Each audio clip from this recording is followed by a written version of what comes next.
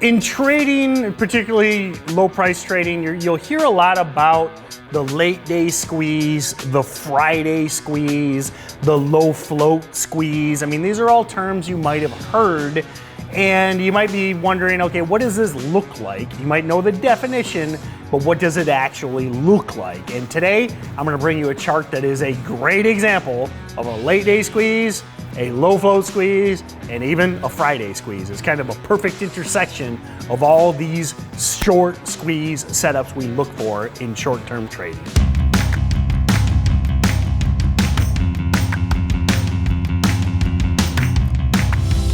Hey everyone, lead trainer with StocksToTrade, Tim Bohen back with you. Be sure to subscribe and like that by ringing that bell. That way you get alerted as soon as a new video hits.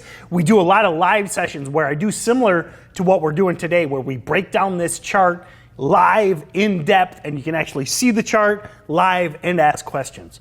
So today we're going to be talking about that low float squeeze, that Friday squeeze, that late day squeeze, one of the favorite setups in our trading arsenal. And I want to talk to you about RKDA today. So we're going to start with the 1 year, 1 day chart, and you can kind of see that on screen here. So I've got a stock. You can see this thing has a history of spiking. So back in March, it spiked, it gapped up from like 5 to 6, proceeded to run as high as 9 and 10, downtrended again, but then you can see it had a great day back here in the beginning of June when it went from 5 to 7. So now I have a stock that I know has a history of running, that former runner we talk about. Then I can jump over and look at the stats and I can see this is a 6 million float stock. In the land of low float stocks, we're looking at pretty much anything under 10 million float is considered a low float stock. Lower the better,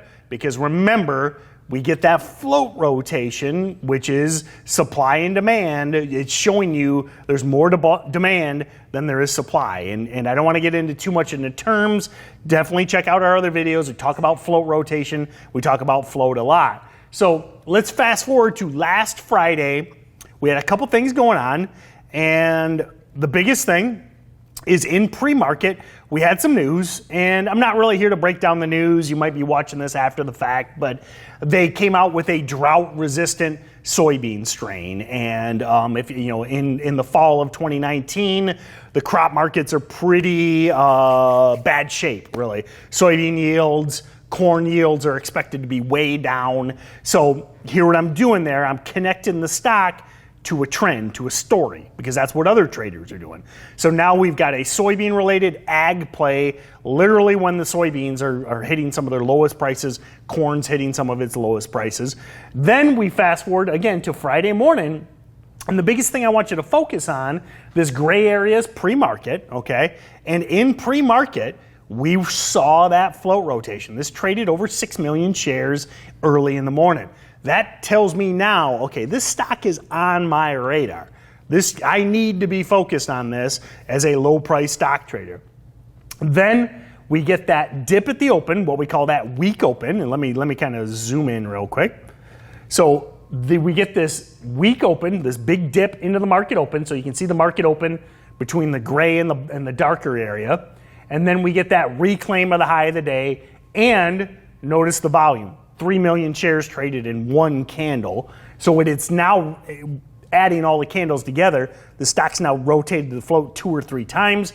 So now that we've got that float rotation and that high of day break, the squeeze is on, because now that tells you that everybody that shorted this stock in pre-market is now underwater, okay? It's impossible for anybody that shorted in pre-market or into that weak open to be green. So you're gonna start seeing that panic buying. Panic buying from short sellers creates big spikes because they gotta get out because they know they have unlimited potential losses. Then, even if you missed it, there's another trade later in the day. And that's the biggest thing I wanna focus about on these plays. You don't need to experience fear of missing out, FOMO. That FOMO is one of the most destructive things to the new trader. And the great thing about this is later in the day, you can see we got another spike into that high of the day, into that 2 p.m. window. Stock went from 425 to 5 as it rotated the float yet again.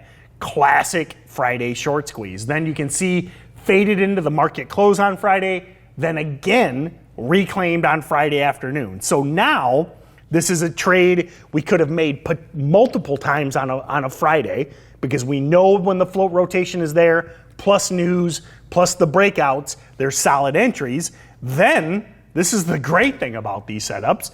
You're out by Friday night. You know, if you're in a low price stock, most traders are going to be out for the weekend. I highly recommend that, by the way. And then you can just get ready for Monday. So now, once you come in on Monday, you can see that this stock's trading high volume in the morning.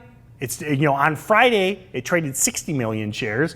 It's already traded 6 to 7 million shares in the morning on Monday morning. You can now wait for that clear break in after hours to new highs, and this stock spiked from $7 to $9 in after hours. So you're looking for those panic points for the short sellers. They repeat over and over and over again, and that's how you catch these big moves of stocks that go from 2 to 9 in 2 days, but you're being agile, you're trading key levels, you're in and out quickly, and that minimizes your risk, because now you're not holding overnight, you're not holding losers, because you know that this stock has a potential to spike multiple times a day. And then the greatest thing is, if you deal with FOMO, which every trader does, I've been doing this for 12 years, I still get bit by that fear of missing out. I want in, I want in, I want in. But the great thing is, if you miss that initial move with the float rotation, with the news, with the breakout, you can say, wait, calm down, I'm gonna pick my spot, I'm gonna hope for that dip and then that reclaim, and I'm gonna reattack. So you can trade them multiple times a day, or if you miss them in the morning, you can trade them in the afternoon. This one spiked last night in after hours. And then you can see the stock did fade this morning, but it spiked late day today as well. So tough trade to make at this point on day 3. But look at that, as it faded all day. Look at the volume come into the 3:30 p.m. window, power hour we call it, and look at that $1 a share move. Would have been quick, would have been tough to catch, but these are the spikes, the quick moves that these heavily shorted low float stocks make. Let me know. I'd like to know. Comment below. Have you traded these short squeezes? Do you look for this specific setup, or is this something new to you? I'd like to know. It's one of my favorite setups, especially post 2015, 2016. We've seen this explosion of new traders trying to short stocks. And listen, I want everybody to do well. I want everybody to succeed, but so many newbie traders just get, they get burned up in these squeezes. And that's why we see them repeat so many times, because they can't help but short these float rotators. So again, let me know in the comments below, do you like shorting, or should I say, do you like buying short squeezes, and how have you done on them? And I look forward to seeing you in the next video. Thanks for watching our video. Be sure to comment below with any trading related question. We love answering your questions. Also, like and share with your friends, and be sure to subscribe to be notified as soon as our next video hits. And if you're looking to expand your trading knowledge, don't forget to check out all of our other videos, and be sure to click the trial below. Check out StocksToTrade. I think it is one of the best, most rapidly advancing softwares out there. Be sure to check out our trial.